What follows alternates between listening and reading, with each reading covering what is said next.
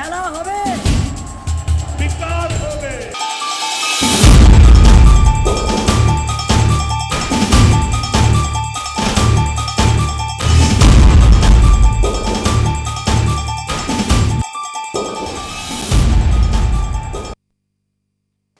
स्वागत है आपका दंगल में। मैं हूं आशुतोष भाटिया। पश्चिम बंगाल में छिटपुट हिंसक घटनाओं को छोड़कर विधानसभा के चुनाव के चौथे चरण का मतदान फिलहाल जारी है। आज 5 जिलों की 44 विधानसभा सीटों के लिए वोटिंग हो रही है।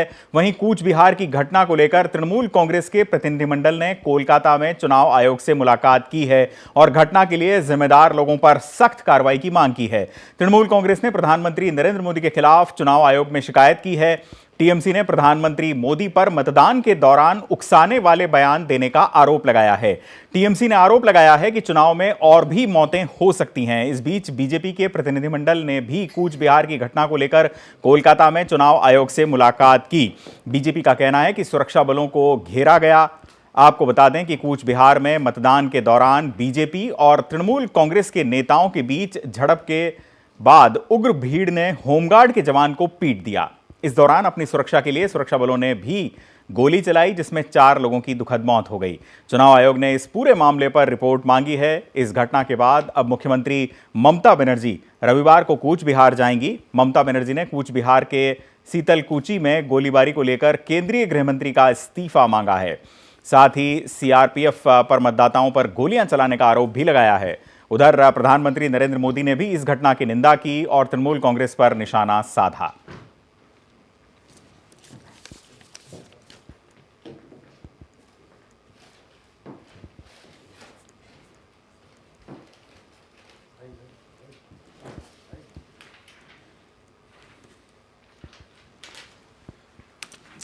मतदान के दौरान कूच बिहार में हुई फायरिंग पर प्रधानमंत्री नरेंद्र मोदी ने जहां ममता बनर्जी पर निशाना साधा, वहीं ममता बनर्जी ने केंद्र सरकार पर पलटवार किया है। सुनते हैं कि इन दोनों पक्षों ने क्या कहा। मैं दीदी को,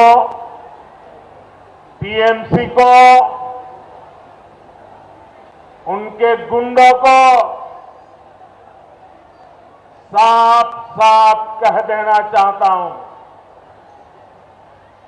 दीदी और टीएमसी की मनमानी बंगाल में नहीं चलने दी जाएगी।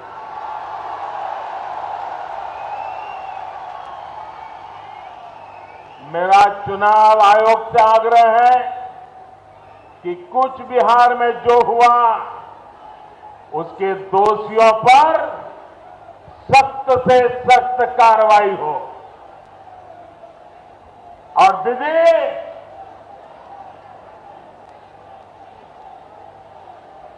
ये हिंसा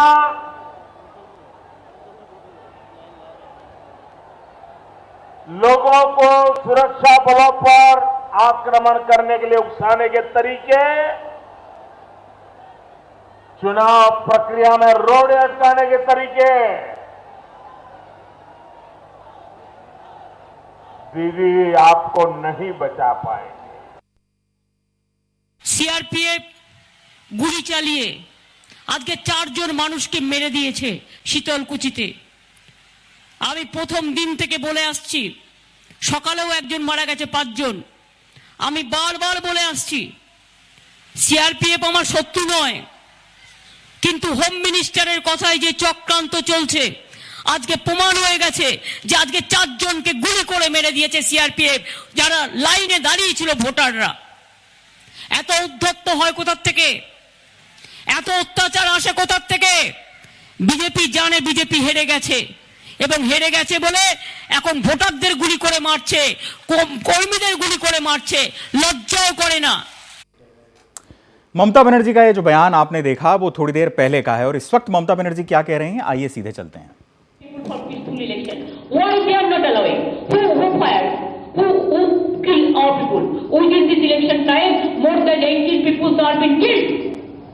Under this election commission time, 18 more than, even out of that maybe 13 from our party. Even if panchayat election you people have raised so many issues, but panchayat election also never happened this. मांगा है कल हमारा rally चलेगा पूरा block to block में। कल तो election इधर में नहीं है, पूरा अमित शाह का इस्तीफा मांगेगा। और ऐसा होम मिनिस्टर देश में रहेगा तो देश को कब बेच देगा? अगर होम मिनिस्टर वो देश को रक्षा करे ना होम मिनिस्टर देश का कॉन्स्पिरेटर बने, क्या होगा ये देश का?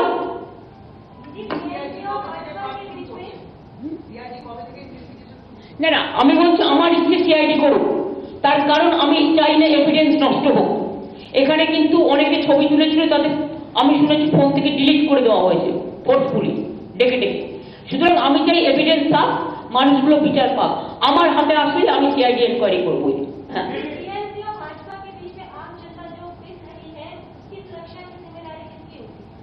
हमारा पूरा जिम्मेदारी है इसको सुरक्षा करने के लिए, इसलिए हम लोग ही सुरक्षा कर रहे हैं। और BJP goons and bulls, why they brought the outsiders? You know it is nothing today. I am saying from the beginning, why Bihar the people are coming guns and bulls? Why the UP from guns and bulls they are coming? Why from Delhi they are sending guns and bulls? Why? Tell me why Home Minister is supplying all these things?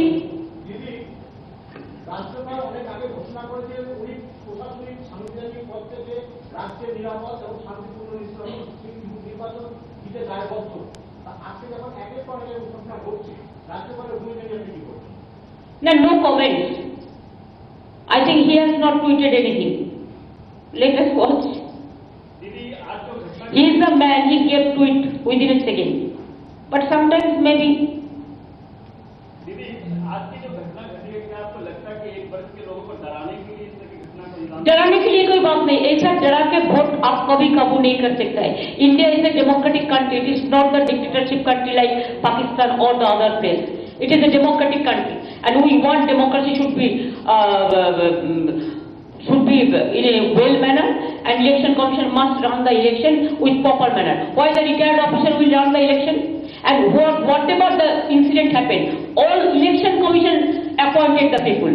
It is not that our state government appointed the people and incident happened. All the officers are being appointed by election commission and recommended by BJP. They have their letter also. Every day they are meeting, they are disclosing it into the page, and you see, change this, next day change. Change this, next day change. Change this, next day change. It they change everything. तो दीदी, इस घटना के बाद जो लोग शांतिपूर्ण लोग हैं वो जाने में बूथ में जाने से नहीं नहीं, it is not correct.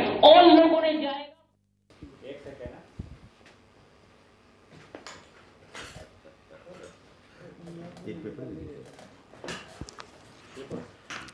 Mamata Banerjee लगातार कूच बिहार की घटना को लेकर मुस्तैदी से संबोधित कर रही हैं और आपने देखा कि उन्होंने कुछ फैसले लिए हैं। उन्होंने कहा कि केंद्र के इशारे पर गड़बड़ी की गई, गृहमंत्री मुझे धमकी देते हैं। इससे पहले ममता बनर्जी ने कहा था कि गृहमंत्री अमित शाह इस पर इस्तीफा दें। कूच बिहार की जो घटना हुई है जिसमें 4 लोगों की दुखद मौत हुई है, उस पर गृहमंत्री इस्तीफा दें।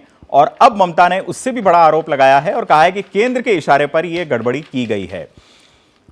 इतना ही नहीं बल्कि ममता बनर्जी ने यह भी ऐलान किया कि वो मारे गए सभी लोगों के घर पर भी जाएंगी, उनके घर जाकर वो श्रद्धांजलि अर्पित करेंगी और उनसे परिजनों से कुशलक्षेम पूछेंगी।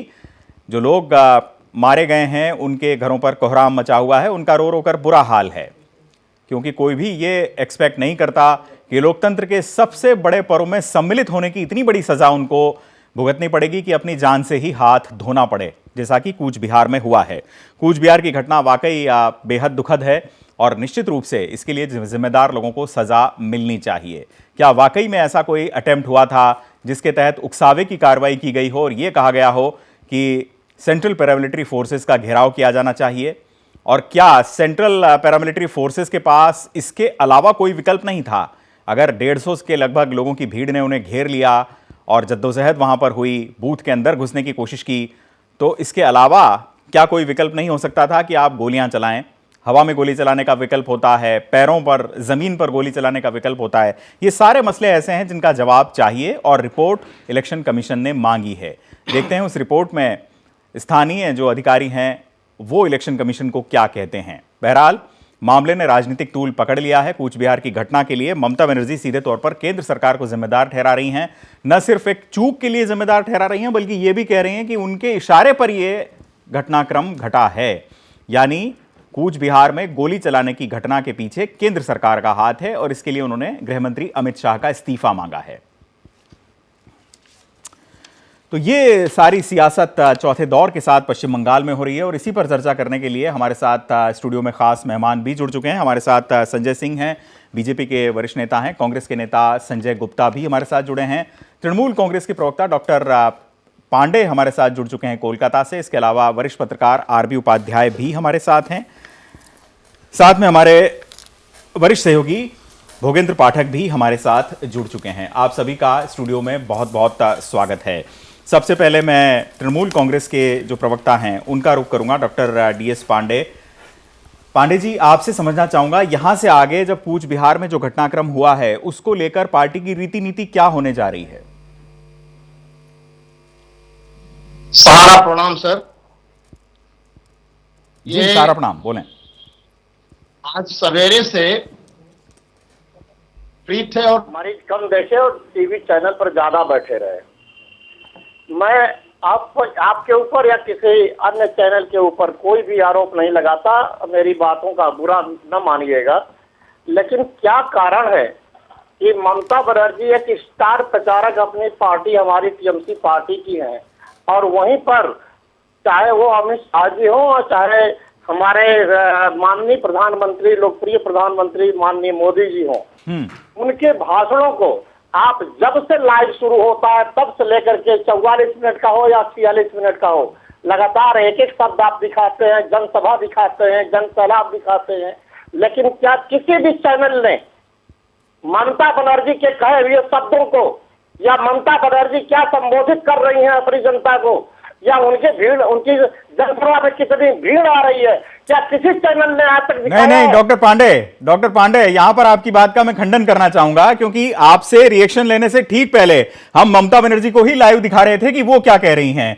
और एक बात और समझने की दरकार है यहां पर कि ममता बनर्जी अपनी रैलियों में और सभाओं में बंगाली भाषा का इस्तेमाल करती हैं, जबकि जो यहां दिल्ली से संचालित चैनल हैं वो हिंदी में होते हैं। इस मजबूरी को भी थोड़ा सा समझिए। बहरहाल, मैंने जो आपसे सवाल पूछा था वो कूच बिहार की घटना को लेकर था। कौन इसके लिए जिम्मेदार है और यहां से आगे आपकी रणनीति क्या होगी? ये ब्रेकिंग न्यूज दिखाना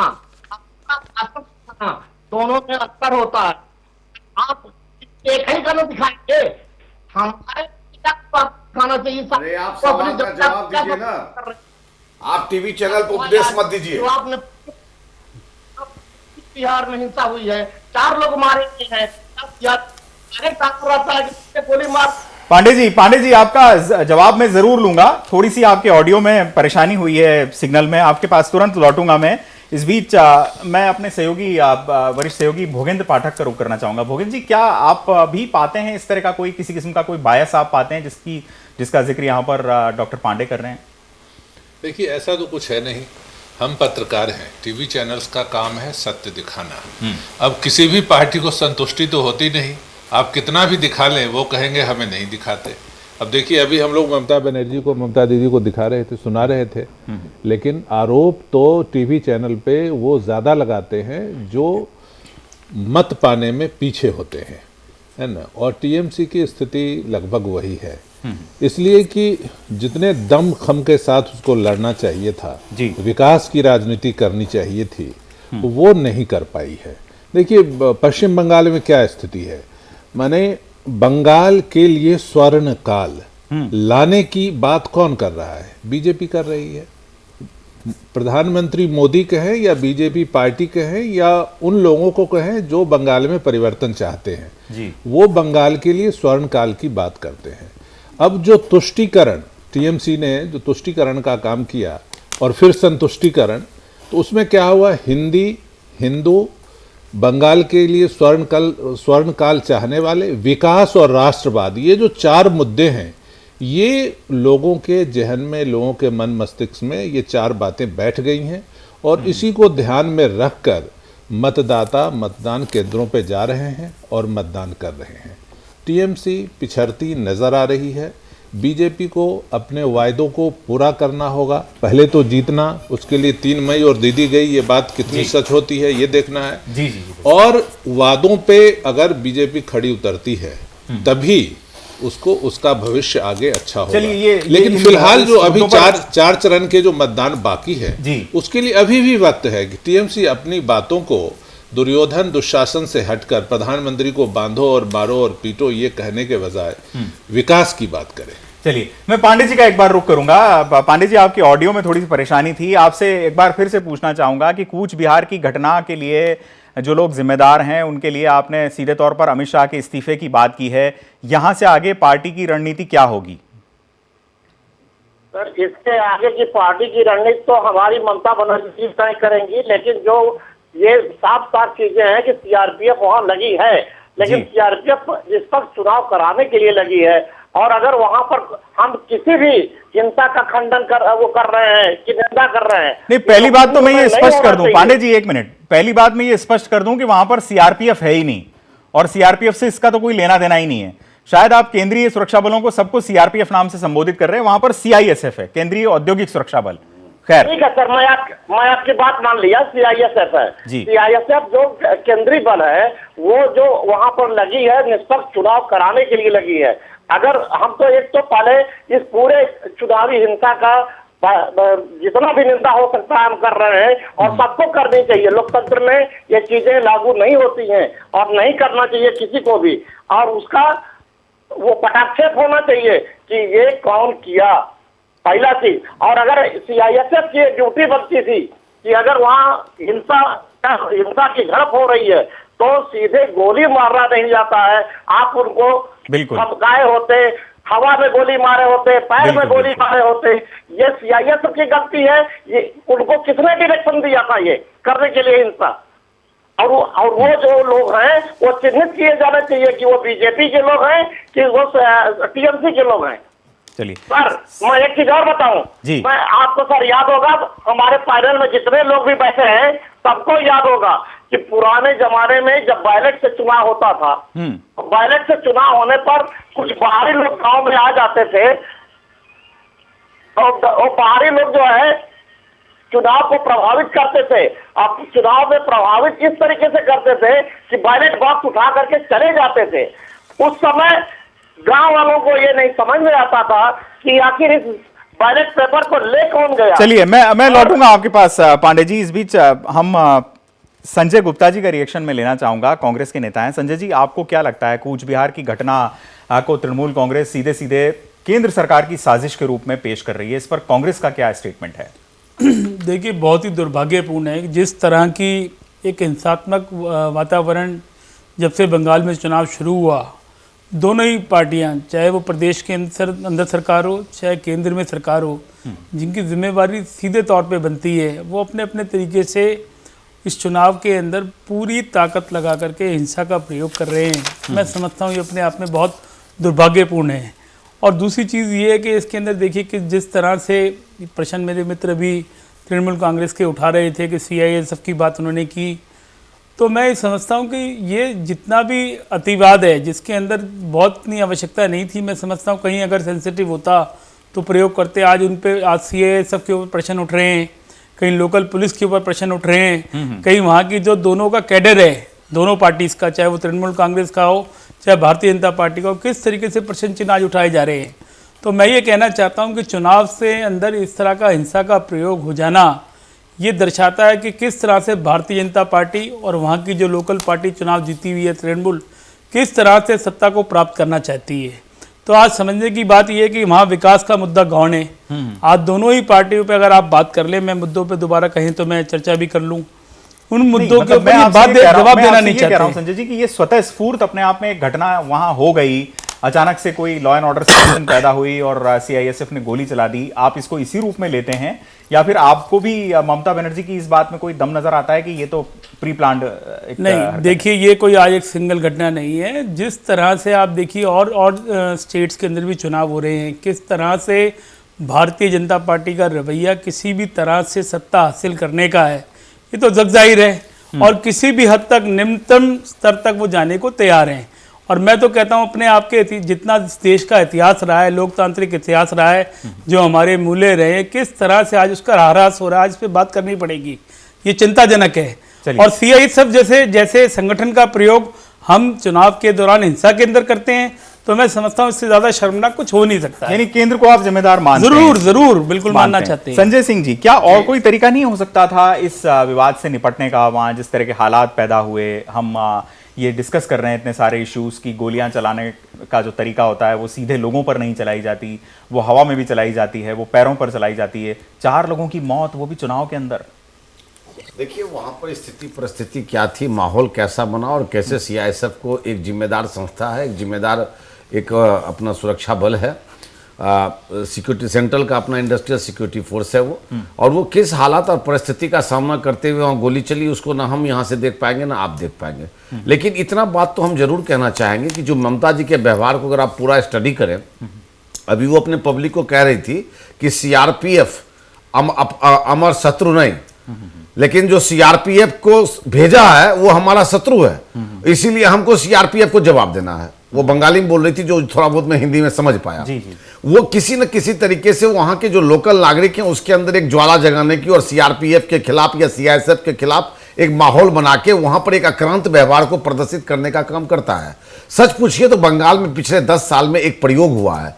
प्रयोग ये हुआ कि बंगाल शुरू से नक्सलवाद से प्रभावित था, आक्रांत व्यवहार से ग्रसित हमारी ममता बनर्जी ने कहीं न कहीं ममता क्रांत को जन्म दिया है। कहीं न कहीं प्रजातंत्र के अंदर और नक्सलवाद के अंदर एक नई समीकरण को लेकर वो चलने की कोशिश की, और उसी का खामियाजा भुगतता रहा पूरा बंगाल। जो आज आप चुनाव की बात कर रहे हैं, चुनाव से पूर्व पता नहीं कितनी लाशें गिर गई वहां, क्या माहौल बना के रखा था, क्या प्रजातंत्र का चुनाव की सिचुएशन, क्या प्रजातंत्र का चुनाव इसीलिए होता है कि वहां की जनता की बिल्कुल बिल्कुल संजय जी काफी हो रही है लॉ एंड ऑर्डर की सिचुएशन, और बल्कि फेल्योर है। बिल्कुल आप ये कह सकते हैं कि राजनीतिक हिंसा के मामले में पश्चिम बंगाल इस देश में नंबर 1 देश है, एकदम नंबर 1, बिल्कुल नंबर 1 देश है। और इतना ही नहीं, साथ में ये बात भी मैं इसमें जोड़ना चाहूंगा कि एनसीआरबी के पास पिछले 2 साल के तो आंकड़े ही नहीं है राजनीतिक हिंसा के, क्योंकि पश्चिम बंगाल सरकार ने भेजे ही नहीं।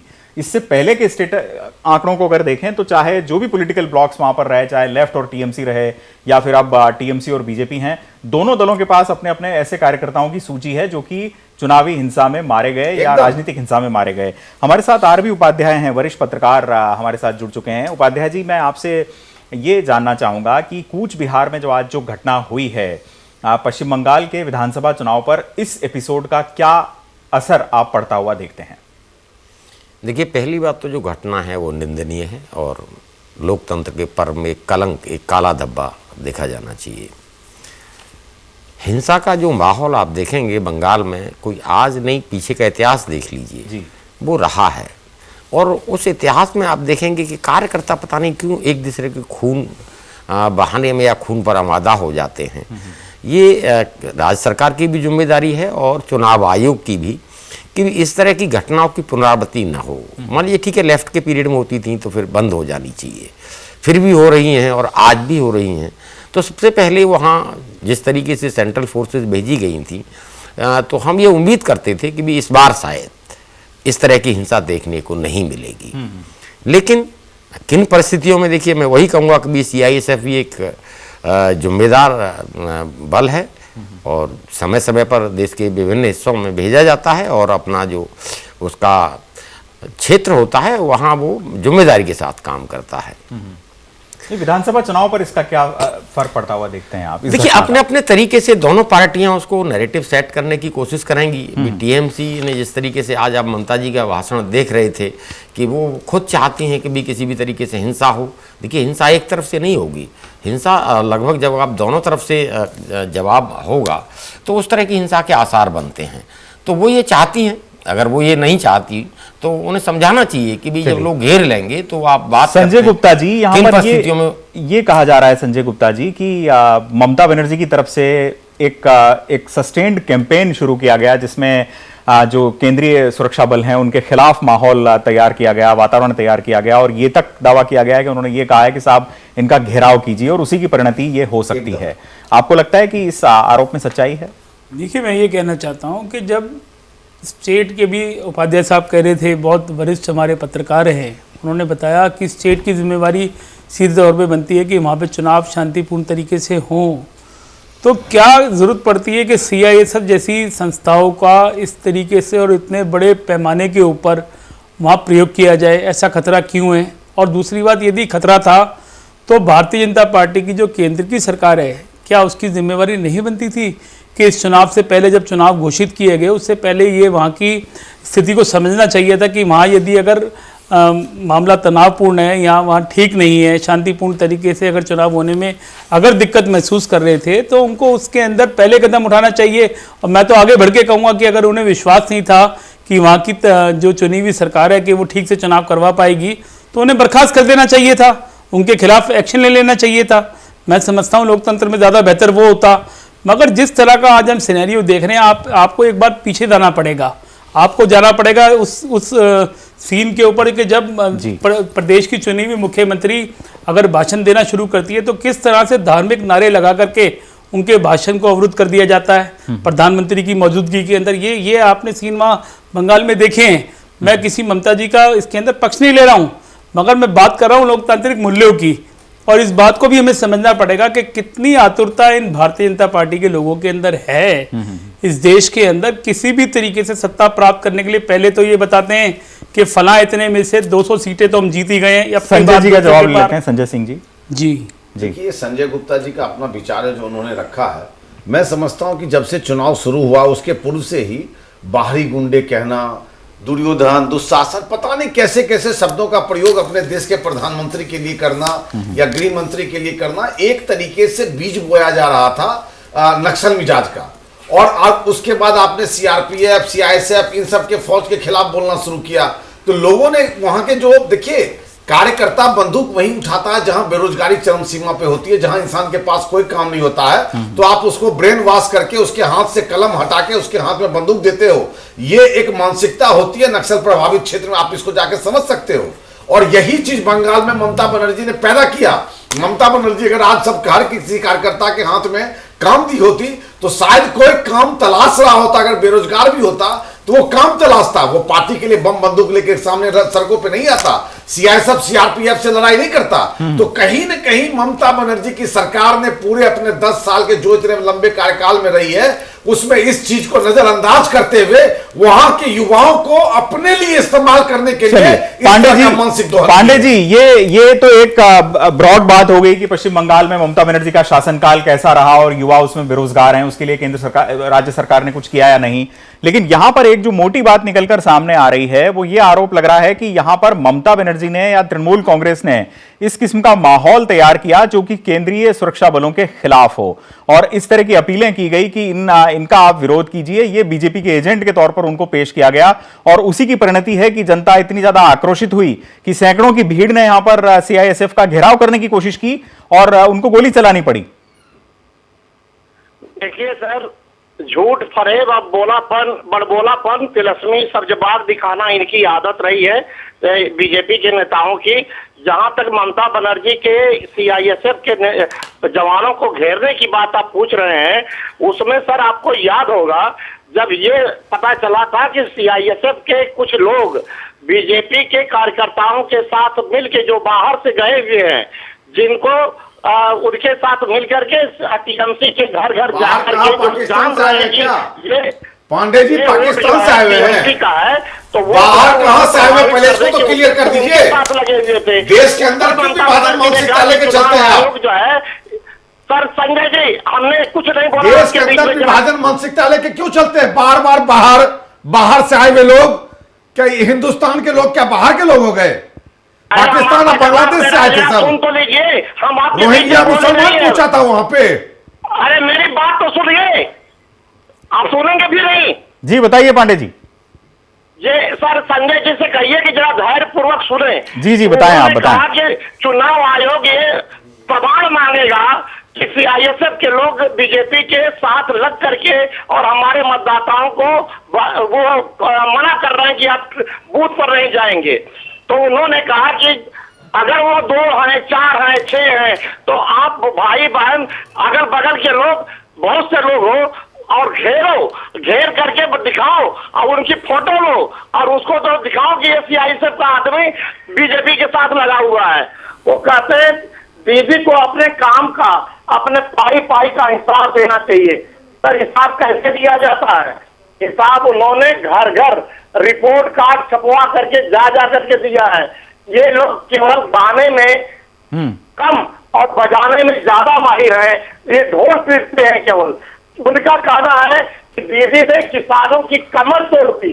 अरे वो व्यक्ति कह रहा है, हमारे देश के माननीय प्रधानमंत्री पांडे जी थोड़ा सा विषयांतर हो रहा है। मैं एक बार फिर से लौटूंगा आपके पास अपने सवाल के साथ। फिलहाल एक छोटे से ब्रेक के लिए रुक रहे हैं और हम जल्द हाजिर होंगे और वापस जब लौटेंगे तो एक बार फिर से पश्चिम बंगाल की जो सारी पॉलिटिकल डायनेमिक्स है उस पर हम चर्चा करेंगे। हमारे साथ जुड़े हुए हमारे खास मेहमान संजय सिंह जी का मैं शुक्रिया अदा करना चाहूंगा। वक्त एक ब्रेक का है, हम जल्द हाजिर होते हैं।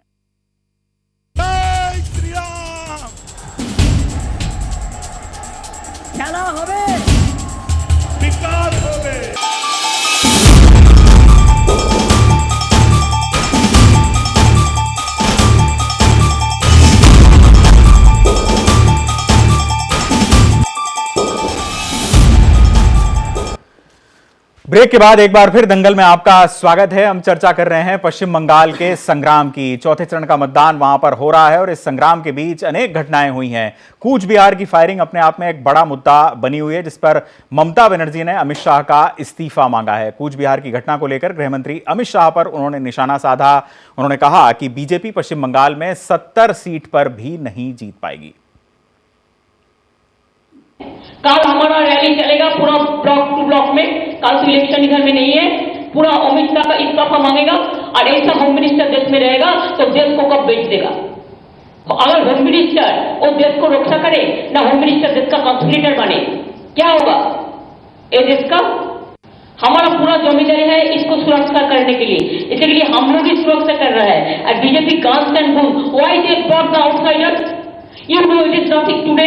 I am saying from the beginning, why Bihar the people are coming guns and guns? Why the UP from guns and guns they are coming? Why from Delhi they are sending guns and guns? Why?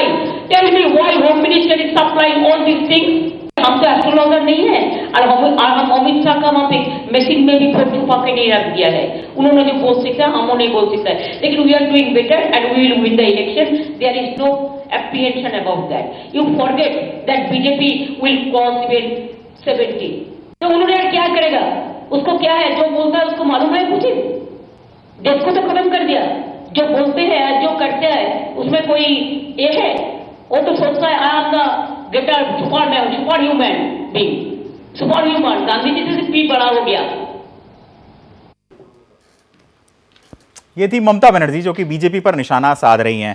हमारे साथ इस चर्चा में शामिल हैं खास panel. हमारे साथ भास्कर घोष जी जुड़ चुके हैं कोलकाता स्टूडियो से अब से थोड़ी देर पहले। संजय गुप्ता जी भी कांग्रेस के नेता नोएडा स्टूडियो में हमारे साथ लगातार बने हुए हैं। डॉक्टर DS पांडे तृणमूल कांग्रेस के नेता, RB उपाध्याय वरिष्ठ पत्रकार हमारे साथ नोएडा स्टूडियो में, और साथ ही भोगेंद्र पाठक भी हमारे साथ मौजूद हैं जो कि वरिष्ठ पत्रकार हैं।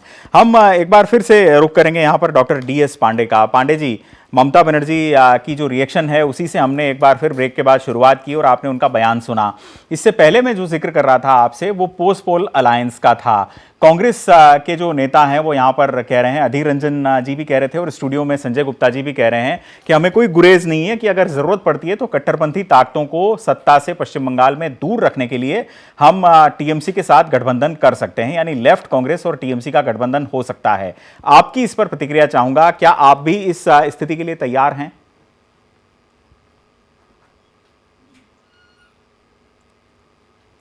संपर्क उनसे टूटा है हमारा। RB उपाध्याय जी वरिष्ठ पत्रकार हैं हमारे साथ जुड़े हुए।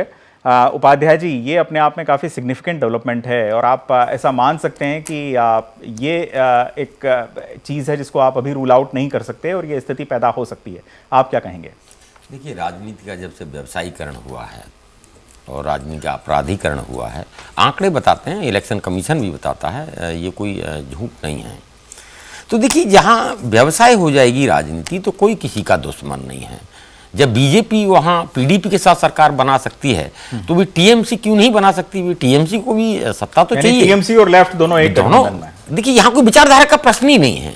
ये तो विशुद्ध रूप से जब व्यवसायीकरण हो गया तो व्यवसाय में तो जो कितना हम प्रॉफिट ले सकते हैं वही है। वो तो कह रहे हैं कि देश को तोड़ने वाली और सांप्रदायिक ताकतों को दूर रखने के लिए हम वैचारिक रूप से करीब आ सकते हैं। देखिए, कौन देश को तोड़ेगा और ये कौन तय करेगा कि कौन देश तोड़ रहा है, कौन देश जोड़ रहा है?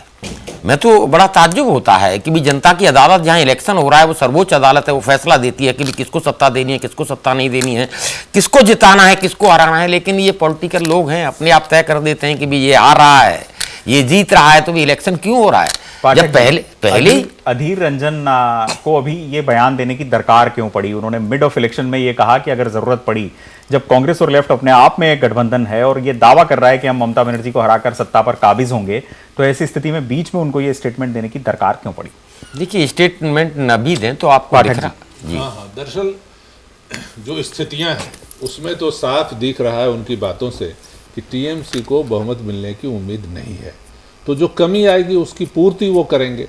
तो जो जितनी सीटों की कमी आएगी उसकी पूर्ति करने की बात, और वो केवल अपनी बात नहीं कर रहे हैं, वो तो लेफ्ट और फुरफुरा साहिब दोनों की बात कर रहे हैं। पाठक जी, वहाँ कांग्रेस की लीडरशिप भी इलेक्शन कैंपेन में नहीं गई है, कैंपेन में नहीं गई, टॉप लीडरशिप ने एक भी वहाँ पर रैली नहीं की है। बिल्कुल बिल्कुल। तो वो एक कहीं फ्री हैंड दिया है। तो देखिए, टीएमसी कांग्रेस की ही टहनी है, उसी की एक शाखा है ना, तृणमूल कांग्रेस है ना, उसी से बनी है, तो एक साथ होने में उनको कोई दिक्कत नहीं होगी।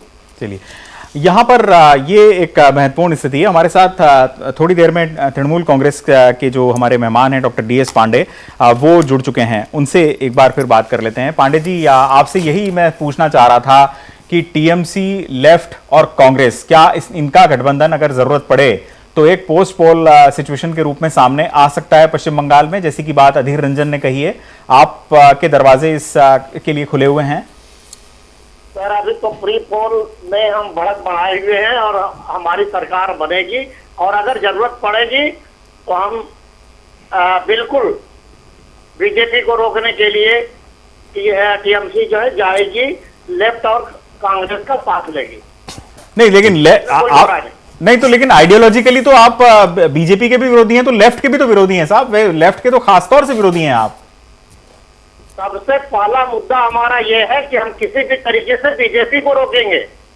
यानी आप ये कहेंगे कि पहला दुश्मन बीजेपी है? बिल्कुल।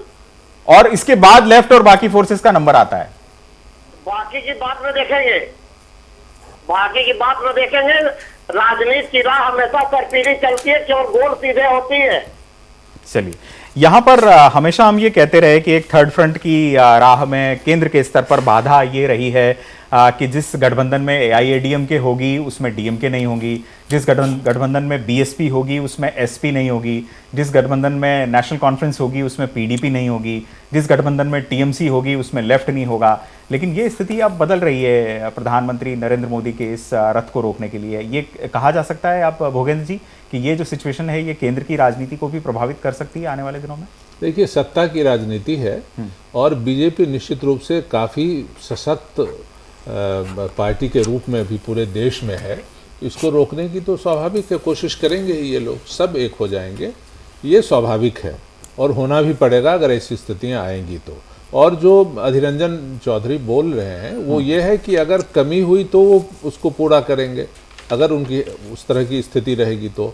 और अगर टीएमसी खुद ही सरकार बना लेती है तब भी वो साथ जुड़ना चाह रहे हैं। मतलब अभी से ही एकता का भाव है। देखिए, राजनीतिज्ञा नाम न भयम न लज्जा, कामातुरा नाम न भयम न लज्जा। राजनीतिज्ञों को न तो भय होता है न ही लज्जा होती है, जैसे कामातुरों को न तो भय होता है न ही लज्जा होती है। लेकिन जो स्टेट्समैन होते हैं उनको भय भी होता है और लज्जा भी होती है। वो इतिहास से भी डरते हैं, भविष्य और भूत सबसे डरते हैं, वर्तमान से भी डरते हैं, तो वो ऐसे समझौते नहीं किया करते। कई बार जैसे बीजेपी ने जम्मू कश्मीर में किया PDP के साथ, वो एक रणनीतिक मामला था ताकि सरकार में जाकर जम्मू कश्मीर की सारी स्थितियों को जाना जा सके, समझा जा सके। अगर कमजोरियों को जानना है तो पहले उससे दोस्ती करनी पड़ती है, उसके गढ़ में घुसना पड़ता है। तो वो बीजेपी की रणनीति थी और 370 और 35 कैपिटल A को भी हटाया। चलिए, हम हमारे साथ भास्कर घोष जी जुड़ चुके हैं, बीजेपी के नेता हैं, कोलकाता स्टूडियो से हमारे साथ जुड़े हैं। भास्कर जी, स्वागत है आपका सहारा समय में।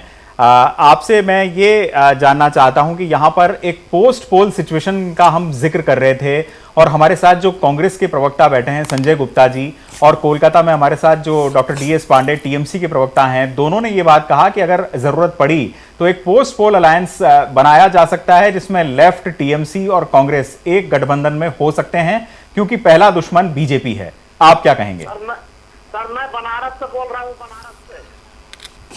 बनारस से बोल रहे हैं। देखिए, पहले तो ये बात है कि इन लोग जो ख्वाब देख रहे हैं वो ख्वाब ही रह जाएगा। ये कभी जमीनी स्तर पे कभी नहीं आया, रियलिटी में कभी नहीं आएगा। लेकिन मैं बहुत चिंतित हूँ कि इन लोग जनता के साथ तो धोखा कर ही रहे हैं, देश के साथ भी धोखा कर रहे हैं जी। इन लोग अभी से, जब 4 राउंड नहीं हुआ, अभी से वो पोस्ट पोल अलायंस की बात कर रहे हैं। अलायंस कौन कर रहा है? सारे जो घोटालाबाज जो पार्टी है, 34 साल से वामपंथी घोटाला, उसके बाद सेंटर में कांग्रेस, उसका पहले कांग्रेस का घोटाला, और अभी 10 साल में टीएमसी का घोटाला, यानी तीनों घोटाला पार्टी एकत्रित होकर के किसको रोक रहे हैं? आज किसको रोक रहे हैं? भारतीय जनता पार्टी को रोक रहे हैं, जिनका जनादेश बार बार जनता ने जनादेश दिया है। तो ये जनता के साथ धोखाधड़ी में सबसे बड़ा महान धोखाधड़ी है ये। और आज आप देखिए जिस तरह से 4th राउंड का इलेक्शन बंगाल में, अभी हम फील्ड से आ रहे हैं, हम बेहाला पश्चिम, बेहाला पूर्व, कस्बा से आ रहे हैं, जिस तरीके से इन लोग जनता को धोखा दे रहे हैं, जिस तरह से हिंसा फैला रहे हैं, जिस तरह से कोई शाम दाम जाम दंड भेद से इनका एक ही मकसद है कि इस इलेक्शन को एक सबसे कूच बिहार, भास्कर जी, कूच बिहार में जो हिंसा हुई है, कूच बिहार में हिंसा हुई है, उसके लिए मैं आ रहा हूं ना, उसी पे नहीं, उस पे मेरा सवाल भी है। आप आइए और साथ में मेरे सवाल को भी रिस्पॉन्ड कर दीजिएगा। अमित शाह का इस्तीफा यहां पर मांगा है और ममता बनर्जी कह रही हैं कि केंद्र सरकार के इशारे पर यह हुआ है। जिम्मेदार कौन है? आप क्या कहेंगे इसके लिए? आशुतोष जी, अगर ममता ने अमित शाह का इस्तीफा मांगे हैं, उसके पहले उनको 10 बार इस्तीफा देना चाहिए था। आज कूच बिहार की घटना छोड़िए, प्री इलेक्शन में 140 भारतीय नेता कार्यकर्ता मारे गए हैं। एक भी मर्डर, पॉलिटिकल मर्डर का कोई भी मतलब कोई भी इसका जुडिशियल इंक्वायरी नहीं हुआ, कोई भी FIR नहीं हुआ, कोई कुछ भी नहीं हुआ। तो इस स्टेट का गृह मंत्री भी ममता बनर्जी है, तो वो पहले अपने इस्तीफा रख दे, फिर देश या राज्य ये चुनेगा। नहीं, लेकिन ये घटना पेश क्यों हुई भास्कर जी? ये घटना हुई क्यों वहां पर? क्या इसके अलावा और कोई विकल्प नहीं था वहां पर केंद्रीय सुरक्षा बलों के लिए? मैं आपको कह रहा हूं वसूल जी, मैं ग्राउंड रियलिटीज, मैं स्टूडियो में बैठ के डिबेट नहीं करता हूं, मैं ग्राउंड रियलिटीज से आया हूं।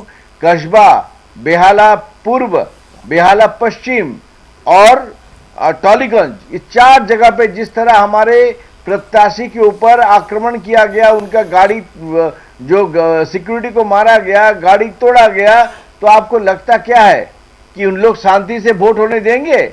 नहीं देंगे। कूच बिहार में ऐसा ही किया गया है। और केंद्रीय वाहिनी, कूच बिहार में जो मारे गए लोग थे वो कौन थे भास्कर जी? जो 4 लोग जिनकी मौत हुई है वो कौन है? देखिए, मैं ये नहीं, वो बीजेपी के समर्थक हैं क्या? जांचो तब तक ये पता नहीं चलेगा ये बीजेपी या टीएमसी समर्थक, ये बड़ी बात नहीं है। आज जब वोट चल रही है वहां पे, तो आज का दिन में जो भी समर्थक मारे वो इंडियन सिटीजन है और उनके मारे जाने का दुख है। केंद्रीय बाहिनियों को क्यों उसके ऊपर गोली चलाया गया है? अच्छा, भास्कर जी, मैं पांडे जी के पास लौटूंगा, लेकिन भास्कर जी, मैं आपको ये बता रहा हूं यहां पर कि ममता बनर्जी ने ये ऐलान किया है कि वो ये जो सारे मारे गए लोग हैं इनके घरों पर जाएंगी, इनके परिजनों से मिलेंगी और उनके साथ वो सहानुभूति जताएंगी। ममता बनर्जी बीजेपी की तरफ से कौन जा रहा है? आशुतोष जी, नंदीग्राम से ही ममता बनर्जी ये आग जो लेकर खेल रही है। आज वहां पे जाके फिर एक भड़काऊ भाषण ममता बनर्जी पक्का देगी और फिर उसके बाद वहां पे हिंसा, बिकॉज इनको हिंसा फैलाने के सिवा कुछ करना नहीं है ये इस वोट में। वो अपना हार आपको प्रशांत किशोर का टेप वायरल हो गया है। हाँ, उस पर आऊंगा मैं, उस पर डिस्कस कर रहे थे हम, और पांडे जी का रिस्पॉन्स ले लेते हैं। डॉक्टर पांडे जी जी जी, आप कुछ कह रहे थे? नहीं, हम कर रहे ग्राउंड जीरो से आए हैं, तो ये बताएं ना कि वहाँ पर टीएमसी के लोगों की हत्या हुई है कि बीजेपी के लोगों की हत्या हुई है, ये कहाँ से आ रहे हैं? तो बता रहे हैं कि हम ग्राउंड जीरो से आए हैं। तो पांडे जी पहले डॉक्टर पांडे पहले बात है, हत्या नहीं हुई है ये हत्या।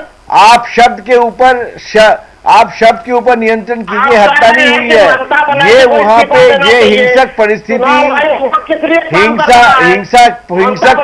जो तैयार किया गया है उसी को कंट्रोल करने के लिए सीआरपीएफ ने गोली चलाई। ये आपके पार्टी जैसे हत्या करती है, हत्या करके वो पेड़ में लटका देता है, वैसे हत्या नहीं है ये। तो हत्या शब्द को यूज न करें। मांगते हैं ये सबूत हम आपसे मांग रहे हैं, हमको दीजिए। आप सबूत निर्वाचन कमीशन इसके ऊपर इसके ऊपर निष्पक्ष जांच करेंगे, जांच करके आपके समक्ष दे देंगे। ये बात सबूत या ना सबूत ये निर्वाचन कमीशन का दायरे पे है, वो कर रहे हैं, अपना इन्वेस्टिगेशन कर रहे हैं और निर्वाचन कमीशन इसके जवाब देगा। मैं जवाब देने वाला कौन? लेकिन इसका पहले आप जो कस्बा में कर रहे हैं, बिहारा में कर रहे हैं, उसका जवाब आप दीजिए कि हमारे प्रत्याशी के ऊपर क्यों आपके लोग हिंसक अटैक कर रहे हैं। हिंसक रूप से हर चुनाव में आप करते हैं। जनता जो है आपको पंचायत में आप किए हैं, एमपी इलेक्शन में किए हैं, लेकिन इस इलेक्शन में आप कर नहीं पाएंगे। ने तोड़ी है। अरे किसान वहां मर रहे हैं नोएडा बॉर्डर पर, आज तक सूद नहीं दिया उन्होंने, और वो कह रहे हैं कि किसानों को कमर सीधा। बंगाल का ममता बनर्जी 10 साल में बंगाल का ही कमर तोड़ दिए हैं। बंगाल का किसान, बंगाल का युवा, बंगाल का श्रमिक, बंगाल का महिला, सबका कमर तोड़ दिया उन्होंने। सबका कमर तो आप बचा रहे हैं, आप बचा रहे हैं सारे देश की हारमोनी खराब करके, वोटों को पोलराइज करके आप बचा रहे हैं। अरे केवल वोट की राजनीति मत करिए, इस देश को बचने दीजिए। डॉक्टर पांडे, पोलराइजेशन का एलिगेशन आपके ऊपर आया है। निर्वाचन कमीशन आपको चिट्ठी लिखा है कि आप मुसलमान वोट को इकट्ठा करने के लिए, महिलाओं का वोट इकट्ठा करने के लिए आप पोलराइजेशन का गंदा नंगा नाच आप नाच रहे हैं। महिलाओं को जवाब आपने अभी तक नहीं दिया। ग्रांटेड करके चल रहे हैं आप कि हमको हिंदुओं को अभी तक निर्वाचन कमीशन का जवाब क्यों नहीं? आप रिजल्ट आने दीजिए, वहाँ का समीकरण नहीं ज्यादा आप नहीं जानते हैं। डॉक्टर पांडे यहाँ पर, पांडे जी ये सवाल मेरा भी आपसे है, और ये मैं आपको बताना चाहूंगा कि यहाँ पर ममता बनर्जी ने जो स्टेटमेंट दिया था, जिस पर प्रधानमंत्री नरेंद्र मोदी ने भी ये कहा एक रैली के अंदर कि अगर बीजेपी या बीजेपी के किसी नेता ने इस आशय का बयान दे दिया होता कि सारे हिंदू एकजुट हो जाओ, तो इलेक्शन कमीशन के नोटिस आ गए होते हमारे कैंडिडेट के पास और उस भाषण को देने वाले केंद्रीय नेता के पास भी। ममता बनर्जी को जो नोटिस दिया है, क्या उन्होंने जवाब दे दिया है? क्या उन्होंने जवाब दे दिया है? और अगर जवाब दिया है तो उन्होंने क्या जवाब दिया है? इस पर आपका रिस्पॉन्स क्या है? सर, मेरा रिस्पॉन्स ये है कि जिस ग्राउंड पर ममता बनर्जी को नोटिस गई, उसी ग्राउंड पर हमारे प्रधानमंत्री को भी नोटिस जाना चाहिए। केवल शब्दों का आपके जवाब की चिंता करें। डॉक्टर पांडे, आपका खुद का जवाब की चिंता करें। करके आपने महिलाओं को इकट्ठा करके मैंने प्रधानमंत्री, अगर प्रधानमंत्री ने कहा है तो वो सवाल भी मैं पूछूंगा, वो सवाल भास्कर घोष जी से पूछूंगा। आप बताइए कि इलेक्शन कमीशन का जो नोटिस है उसका क्या ममता ने जवाब दे दिया है? आपका क्या रेस्पॉन्स है इस पर? आयोग जो है ये बात क्यों अकेले टीएमसी से पूछेगी? ये बात हमारे माननीय प्रधानमंत्री से क्यों नहीं पूछेगी कि उनके कहने का शब्दार्थ क्या रहा है? उनके कहने का भी अर्थ तो वही है। आपके जवाब, उनके कहने का भी अर्थ वही है। आपका जवाब क्यों नहीं आया? 24 घंटा हो गया, आप बातों बातों में जवाब देते हैं। बातों बातों में प्रधानमंत्री अमित शाह के ऊपर, प्रधानमंत्री अभव्य भाषा का प्रयोग करते हैं, अभव्य भाषा का प्रयोग करते हैं। नहीं, एक मिनट भास्कर जी, मैं पांडे जी से ही बात करना चाहूंगा इस विषय पर। पांडे जी, रेस्पॉन्स अगर नहीं भी दिया गया है चुनाव आयोग को, तो आपका रेस्पॉन्स है क्या इस मसले पर? क्या इस आशय का बयान दिया जाना चाहिए था जिसमें धर्म के आधार पर एक खास गुट को बीजेपी के अगेंस्ट या किसी भी पॉलिटिकल पार्टी के अगेंस्ट मोबिलाइज होने की अपील की गई हो? भाटिया सर, मैं बनारस से बोल रहा हूँ। मुझे ये नहीं पता है कि हमारी नेता ने वहाँ क्या जवाब दिया है। जी। आज 11 बजे तक की नोटिस थी, तो उनको जवाब देना था। वो जवाब उनको अगर हमें जानकारी हो जाएगी तो हम आपको बताते। अच्छी बात है। चलिए, इलेक्शन कमीशन, जी, इलेक्शन कमीशन के नोटिस के इतर में आपसे ये सवाल पूछता हूं कि इस आशय का बयान क्या दिया जाना चाहिए? तो क्लियर कीजिए। और सर की बात तब लगती है जब देश का एक प्रधानमंत्री एक मुख्यमंत्री से मुहा लेता है। आज तक के इतिहास में बहुत से प्रधानमंत्री हुए, लेकिन इस तरीके से कोई देश को छोड़ करके कोरोना काल में जहां वैक्सीन नहीं मिल रही है, लोग मर रहे हैं, अब जो है चुनाव प्रचार के लिए कि बंगाल जीतना है, बंगाल जीतना है, और वो बंगाल भी तो तारीख को हाथ नहीं आने वाला। चलिए गुप्ता जी, मैं इसी चीज का इशारा कर रहा था, शायद आप भी समझ रहे हो, हालांकि आपकी भी चूंकि पॉलिटिकल लाइन लेते हुए ही आपको इस बात को कहना है, लेकिन मैं आपसे यही इसी चीज का इशारा आपकी तरफ कर रहा था कि आपको नहीं लगता कि सीरीज ऑफ एक्शंस इस प्रकार के बीजेपी की तरफ से हुए हैं जिसमें ममता बनर्जी को प्रोवोक करने की कोशिश की गई, वो प्रोवोक हुई और बीजेपी की स्ट्रेंथ पर वो गेम खेल रही हैं, जो कि अपने आप में कोई अच्छी राजनीति नहीं कही जा सकती? ज़रूर, आप बिल्कुल ठीक बात कर रहे हैं और यही आज कंसर्न है कि जहाँ ये चुनाव केंद्रित होना चाहिए था कि दोनों सरकारों का, देखिए आज मैं समझता हूँ एग्जामिनेशन है, प्रदेश की सरकार का भी, केंद्र की सरकार का भी हम कह सकते हैं, क्योंकि जब चुनाव वो केंद्र के आधार पर लड़ रहे हैं तो अच्छा तो ये होता कि दोनों खड़े होकर के बताते कि हमने ये काम किया, ये काम किया, ये हमारे मैनिफेस्टो में था, ये हमने पूरा कर लिया, उसके आधार पर वोट मांगते हैं। उसको छोड़ करके ये एक दूसरे को, और जो बात आपने कही कि सच्चाई है कि भारतीय जनता पार्टी इस बात के अंदर आज सफल है कि वो ममता दीदी को या तृणमूल कांग्रेस को या और दलों को अपनी बात के ऊपर लेकर के आकर के और बहुसंख्यक पोलराइजेशन करने के लिए कार्य करने के अंदर सफल होता रहा है। और यही सबसे बड़ा दुर्भाग्य है। चाहिए तो ये था कि हम बहुत सी बातें करते हैं। मैं सुन रहा था भास्कर घोष जी को, अगर आप मुझे परमिशन दें तो वो बात कर रहे थे भ्रष्टाचार की। अरे भास्कर घोष जी, आपको शर्म नहीं आती कि आप इस चुनाव के अंदर आपका फेस कौन है जिसके ऊपर आप 1 महीने 2 महीने पहले तक आप आरोप लगा रहे थे शुभेंदु अधिकारी के ऊपर, आज वो आपका फेस है और आप चर्चा करते हैं भ्रष्टाचार की, आप बात करते हैं भ्रष्टाचार की। आपको मुकुल रॉय याद नहीं है जिस पे आप नादा शारदा की बात करते थे, आपको हेमा विश्वा शर्मा के बारे में याद नहीं है, आपको व्यापक घोटाला और बहुत से घोटालों की बात कर रहे थे ना। सुन लीजिए भाई साहब, आप बीच में बोल रहे, सुन लीजिए, आपको शर्म आनी चाहिए। व्यापक घोटाला याद है, ताबूत घोटाला याद है, आपको याद नहीं है? बंगारू लक्ष्मण के आप वंशज हैं, आपको याद है? बंगारू लक्ष्मण के याद नहीं है? आप किस तरह से आप ईमानदारी की बात करते हैं, किस तरह से आपने जवाब नहीं दिया। देखिए सुनिए, आपने प्रश्न उठाया था, मेरा इसलिए बात करना जरूरी था। मैं आपको एक बात करना चाहता हूं, आपने 100 स्मार्ट सिटीज पे कोई जवाब नहीं दिया, आपकी सरकार में भी नहीं दिया, आपने भी नहीं दिया। आपने 5 ट्रिलियन इकोनॉमी की बात की, आपने जवाब नहीं दिया। आपने पेट्रोल डीजल के बढ़ते दामों के ऊपर जवाब नहीं दिया। आपने महिला सुरक्षा के अंदर पूरे देश में रेप की संख्याएं लगातार बढ़ रही हैं। आप मोमबत्ती जलाते थे इंडिया गेट के ऊपर, आज आप उसके ऊपर कोई जवाब नहीं देते हैं। आज आप महंगाई पे, आज आप किसान के ऊपर, किसान खड़ा है देश के अंदर, आंदोलन कर रहा है सड़क पर, आप जवाब नहीं देते हैं।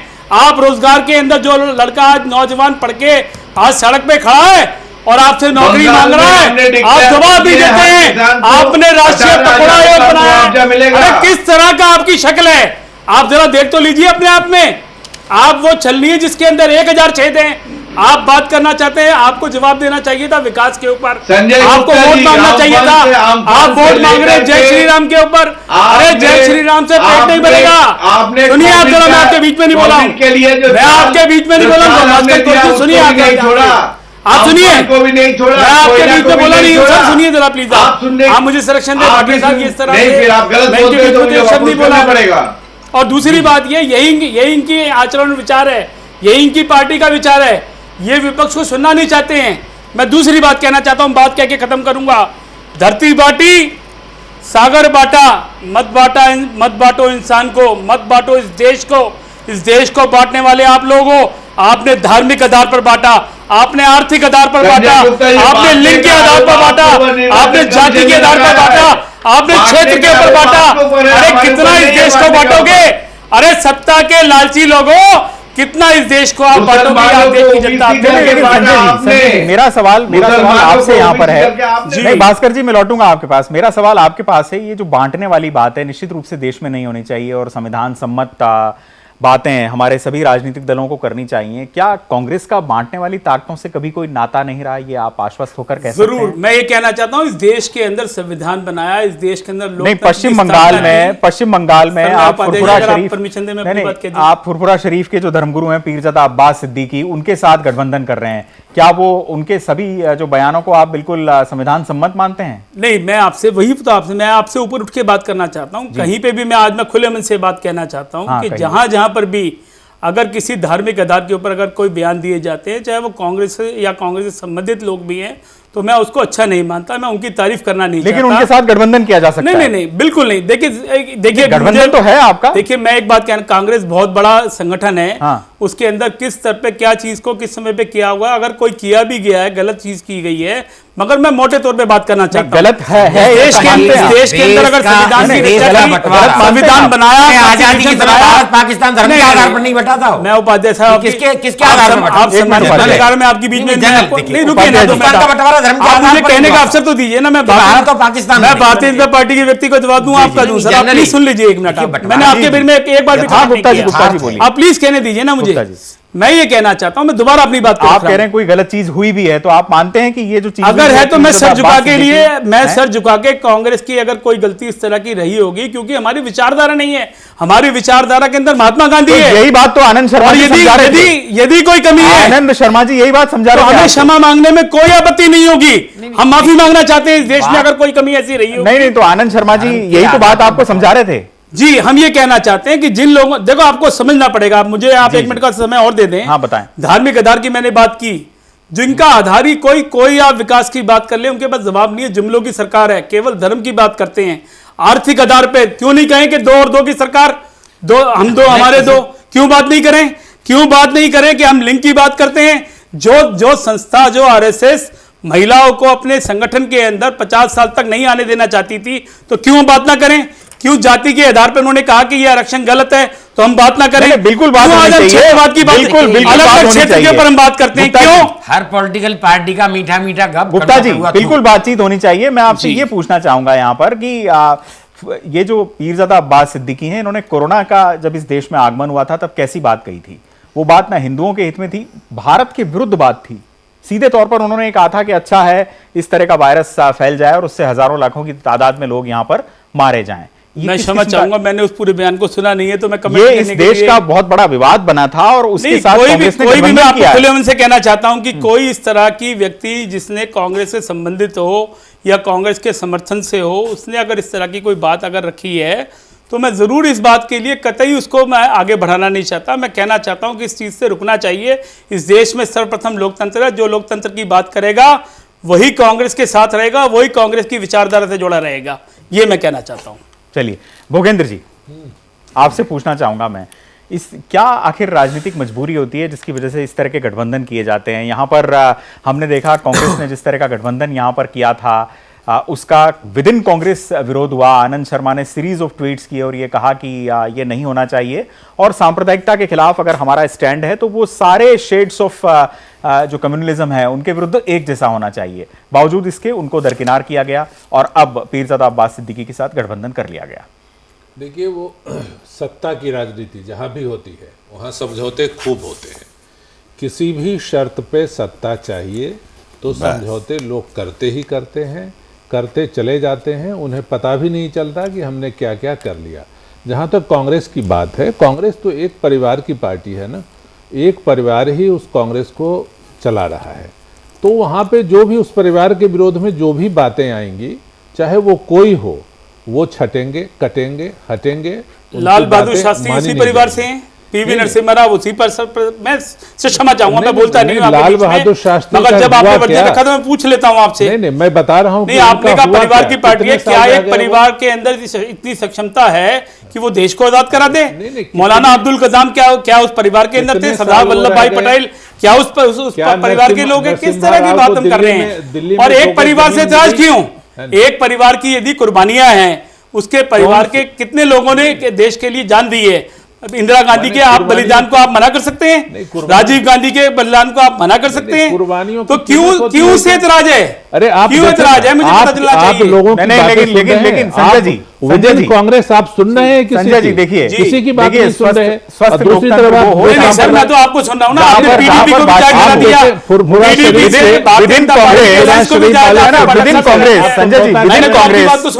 विद इन कांग्रेस ये बात निकल कर आ रही है कि जो G23 ग्रुप है कांग्रेस का वो बेहद नाराज है। हमने कहा कि वो रणनीतिक चाल थी। ये रणनीतिक हो सकता है, अगर बीजेपी करे तो रणनीति, दूसरे करे तो अपराध, राजनीतिक अपराध। नहीं, और अगर बीजेपी करे तो वो रणनीति है। उसने क्या किया? किया तो है, 170 और सत्यानाश किया इस कश्मीर का, और सत्यानाश किया इस देश का। बिल्कुल नहीं, आपातकाल की स्थिति है कि आज भी कश्मीर के अंदर, अरे आपातकाल मुख्यमंत्रियों को, पूर्व मुख्यमंत्रियों को आपने वहां अरेस्ट कर दिया, आप तो किस तरह का स्वतंत्र देश है? किस लोकतंत्र की हम बात करते हैं? अरे क्या लोकतंत्र है ये? आपने संविधान का संशोधन करके 6 साल की सरकार, क्या लोकतंत्र है ये? क्या मैंने आपातकाल, क्षमा चाहूंगा, मैं आपातकाल किस पार्टी ने लगाया? नहीं, मैं आपसे जानना चाहता हूं, आप उनके किए हुए कार्यों को तो पीडीपी नहीं, मैं ये कह रहा हूं आप समर्थन दे रहे हैं कांग्रेस, और कांग्रेस पे आप क्वेश्चन मार्क उठाना चाहते हैं, जिस पार्टी ने इस देश के अंदर धर्मनिरपेक्षता के लिए अपना जीवन दे दिया, अपना बलिदान दे दिया। संजय जी, धर्मनिरपेक्षता के लिए नहीं, आप ये बताइए, आप ये बताइए। अरे सर, ये चलिए, आप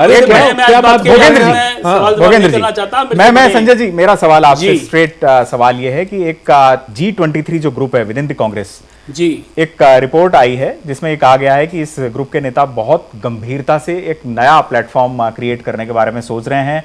पश्चिम बंगाल के विधानसभा चुनाव के नतीजों का इंतजार किया जा रहा है, पश्चिम बंगाल और बाकी सभी राज्यों के, और अगर परफॉर्मेंस अच्छी नहीं रही कांग्रेस की तो ऐसी स्थिति में एक वर्टिकल स्प्लिट हो सकता है। देखिए, आपने बहुत एक प्रासंगिक सवाल उठाया, मैं समझता हूँ जवाब देना बड़ा आवश्यक है। G23 की जो हम बात कर रहे हैं, कांग्रेस इतनी बड़ी विचारधारा है जिसका बहुत सा कई बार, कई मौकों पर, कई विषयों पे, आप इतिहास में उठा के देख लें, कितनी बार कुछ लोग कांग्रेस चले गए छोड़ करके, कांग्रेस वहीं की वहीं है। पहली बात तो मैं ये जवाब देना चाहता हूं, परिवारवाद की विरोधी तो नहीं है। नहीं, परिवारवाद का इसमें विषय नहीं है। अच्छा। मैं व्यक्तिगत में अपनी सलाह दे रहा हूं, इसके अंदर पार्टी की तरफ से आधिकारिक नहीं, क्योंकि इस बार ये सामने ही नहीं है विषय भी।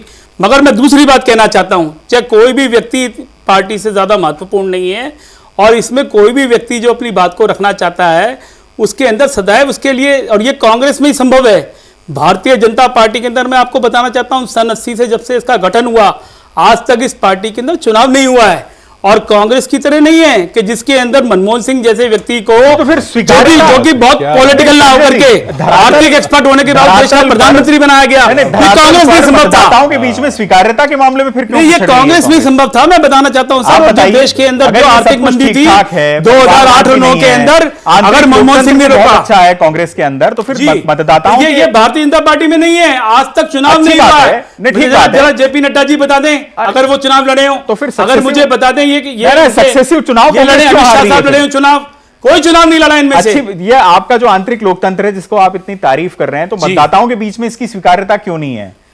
सर वही कितनी है भाटिया साहब, हम अजीब चर्चा कर रहे हैं कि हम एक तरफ तो तुम कहते हैं 60 साल कांग्रेस ने, अगर स्वीकार्यता नहीं थी, मैं अभी की बात कर रहा हूं, कैसे कर लिया? मैं इस दौर की बात कर रहा हूं। नहीं, G23 ग्रुप 60 साल में नहीं बना था, अभी बना है। G23 से बहुत बड़े बड़े ग्रुप पहले बने हैं, कोई खास बड़ी बात नहीं है। और कांग्रेस में ऐसे दौर बहुत देखे हैं हम लोगों ने, बहुत ऐसे दौरों से कांग्रेस गुजरी है।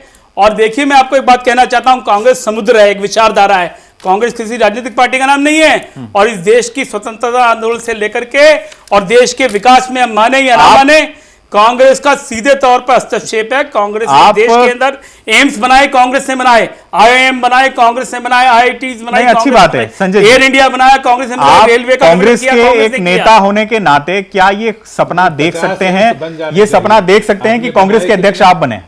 जी, कांग्रेस के अध्यक्ष आप हो जाएं, बिल्कुल। ये आप देख देखिए, सकते हैं। यही कांग्रेस की खूबसूरती है कि मेरे जैसा अदना सा कार्यकर्ता भी यदि अगर मन में ये इच्छा रखता है और मेरे पास समर्थन है, लोगों का सहयोग है, तो मैं भी चुनाव लड़ सकता हूं। मुझे पूरी छूट है। पार्टी का अध्यक्ष मगर भारतीय जनता पार्टी में नहीं है। पार्टी का अध्यक्ष बन सकते हैं। बिल्कुल बन सकता हूं, मैं चुनाव लड़ सकता हूं। बिल्कुल, हर एक व्यक्ति को इसके अंदर मौका है। शायद G23 मगर उसके लिए समर्थन तो चाहिए ना। के जो नेता ज्यादा लोग पसंद करना, उनमें इसी बात की सुबुगाहट है कि तमाम सारी G23 के योग्यता लोगों होने के बावजूद हमारा नंबर क्यों नहीं आ कांग्रेस रहा? के लोगों का समर्थन है, वो आगे आए, चुनाव लड़े, कौन रोक रहा है? बिल्कुल ये खूबसूरती कांग्रेस में ही है, भास्कर जी किसी का और पार्टी में नहीं है। भास्कर जी, एक रिपोर्ट है जिसका जिक्र मैं यहां से कर रहा था, और हालांकि संजय जी ने उसका ये जवाब नहीं दिया। अगर वो जवाब देना चाहें तो दे सकते हैं कि आपको लगता है कि वर्टिकल स्प्लिट कांग्रेस के अंदर होगी। वो कह रहे हैं कि नहीं, ऐसी कोई संभावना नहीं है, और इससे पहले भी इस तरह के मूवमेंट आए हैं और उनका कुछ भी कांग्रेस पर फर्क नहीं पड़ा। आपको ऐसा लगता है कि ऐसी कोई स्थिति पैदा हो सकती है? इस रिपोर्ट में दावा किया गया है कि चुनाव परिणामों का इंतजार किया जा रहा है और इसके बाद G23 जो समूह है उसके नेता कोई बड़ा फैसला कर सकते हैं। देखिए आशुतोष जी, पहले बात तो यह है कि आप वर्टिकल स्प्लिट की बात कर रहे हैं और माननीय नरेंद्र मोदी जी कांग्रेस मुक्त भारत की बात कर रहे हैं, और अडवाणी मुक्त भाजपा की बात कर रहे हैं। मुरली मनोहर जोशी मुक्त भाजपा की बात कौन कर रहा है? मैंने आपको नहीं जरा बता तो दीजिए ना भाई साहब, आप अपना क्लैरिफाई भी करते जाइए, मैं पूछ लेता हूँ, क्षमा चाहता हूँ। अटल बिहारी वाजपेयी के जो संदेश था, जो विचारधारा थी, कहाँ गई? आपके पास लौटूंगा। हो चुका है, मैं क्षमा चाहूंगा उस पर भी, अगर आप बता दें। सिब्बल जी या गुलाम नबी आजाद जी का जो चिट्ठी आप बार बार पढ़ दीजिए, वो आपका मीडिया में अवेलेबल है। उसमें क्या लिखा है कि नॉन गांधी फैमिली का कांग्रेस में कहीं पे जगह नहीं है। नॉन गांधी फैमिली सोच भी नहीं सकता है कि कांग्रेस का उच्च पोजीशन में जाकर बैठे। कांग्रेस में गणतंत्र खत्म हो गया है। तो ये हमारे एलिगेशन नहीं है, ये गुलाम आप में तो कभी था ही नहीं भाई साहब। शर्मा जैसे हमारे में चलो आप खत्म होने की बात कर रहे हैं, आप में तो कभी चुनाव ही नहीं हुआ है। आडवाणी जी कभी बोले नहीं है कि बीजेपी में गणतंत्र खत्म हो गया।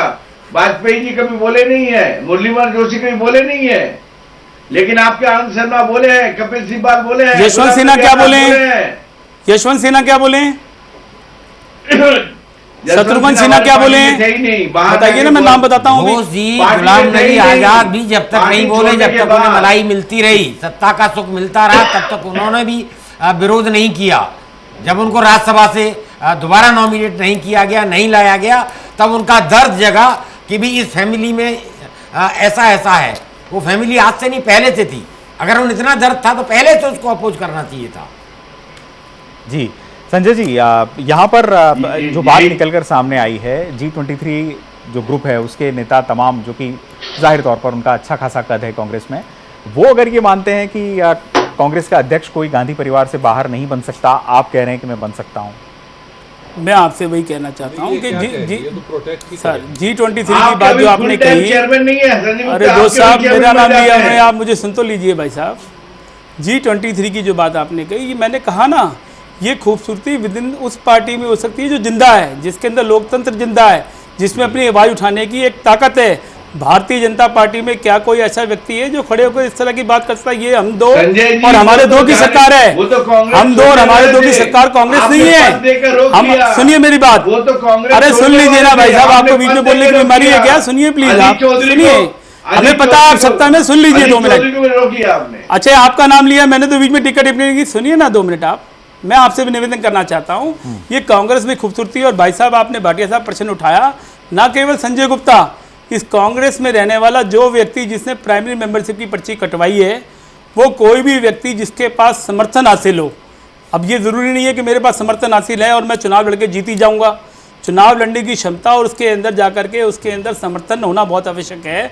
मगर कोई भी कांग्रेस का प्राथमिक सदस्य जाकर के चुनाव, अब हारे और जीतने का तो देखो लोगों के ऊपर है ना।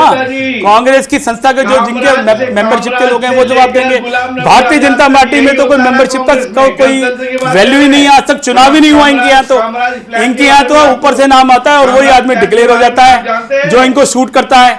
इनके यहाँ से मैं पूछना चाहता हूँ, क्या अपराध किया उस यशवंत सिन्हा ने जिसको आज इन्होंने खुले लाइन लगा दिया? मैं पूछना चाहता हूं शत्रुघ्न सिन्हा जी के विषय पे, पार्टी मुरली मनोहर जोशी जी जो बनाने वाले थे इस पार्टी को, जो लाल कृष्ण आडवाणी के साथ जो इन्होंने हश्र किया है, तो क्या आज ये सवाल नहीं बनता जो दूसरों के ऊपर प्रश्न उठाना चाहते हैं?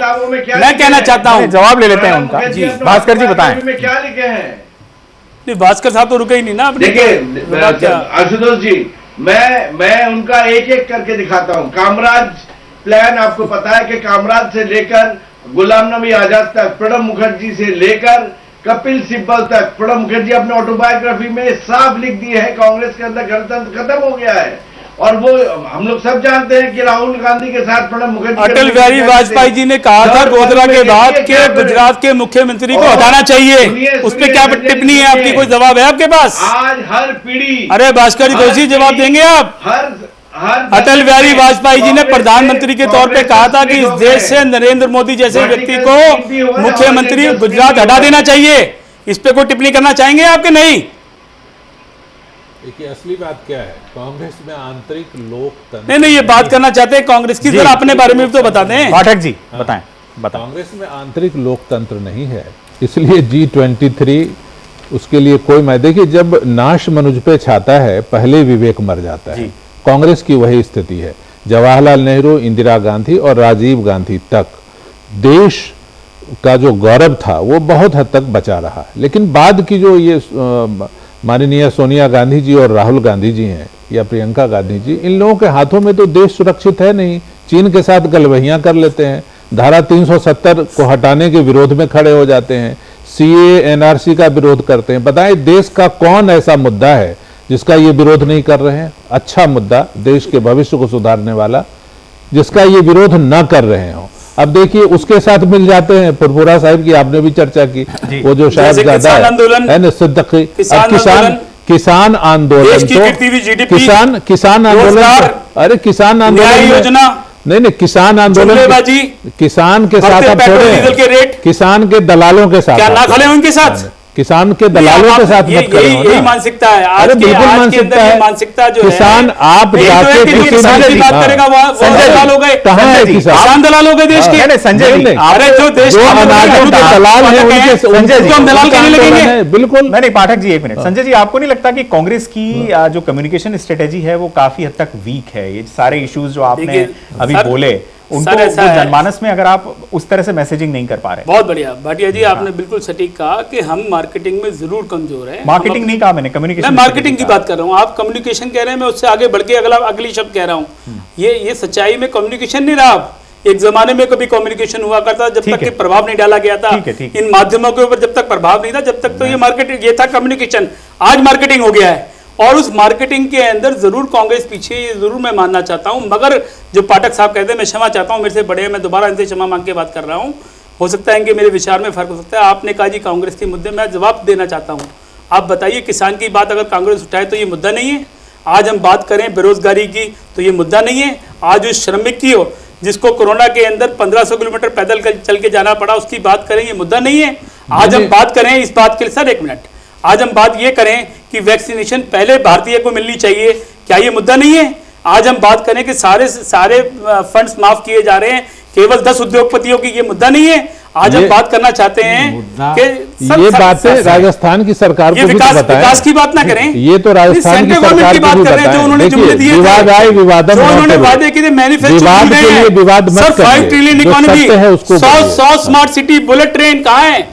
आज बात ना करें, यहाँ पर बात ना करें सर। बिल्कुल 27 दिन मांगे थे कोरोना के लिए, संजय प्रधानमंत्री साहब ने कहा था नहीं तो चौक के ऊपर जूते लगाना। ये महामारी है, महामारी थोड़े से बड़ी कमी है। मैं यहाँ पर एक चीज कहना चाहूंगा, हमने यहाँ पर जिक्र किया कम्युनिकेशन स्ट्रेटेजी का कि राजनीतिक दलों की कम्युनिकेशन स्ट्रेटेजी कितनी वीक है। एक मिनट संजय जी, और कम्युनिकेशन स्ट्रेटेजी के मामले में निश्चित रूप से यह कहा जा सकता है कि कांग्रेस जैसी grand old party relatively weak है। न सिर्फ भारतीय जनता पार्टी से वीक है बल्कि आम आदमी पार्टी जैसी बिल्कुल नई पार्टी से भी वीक है। और पिछले दिनों आपने एक तस्वीर जरूर देखी होगी अखबारों में और सोशल मीडिया पर, जिसमें प्रधानमंत्री नरेंद्र मोदी एक मुस्लिम युवक के कंधे पर हाथ रखकर बड़े ध्यान से उसकी बात सुन रहे हैं। यह तस्वीर महज एक इत्तेफाक थी, किसी फोटोग्राफर द्वारा ली गई थी या फिर इसमें किसी किस्म की कोई पॉलिटिकल मैसेजिंग थी? ये सारा प्लान कैसे बनता है, ये कांग्रेस को सीखना होगा।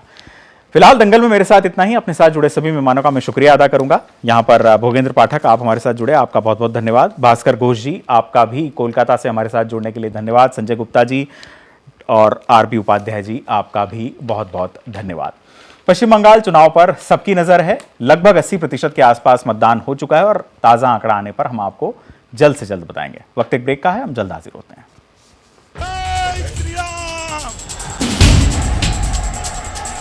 খেলা হবে, বিকাশ হবে।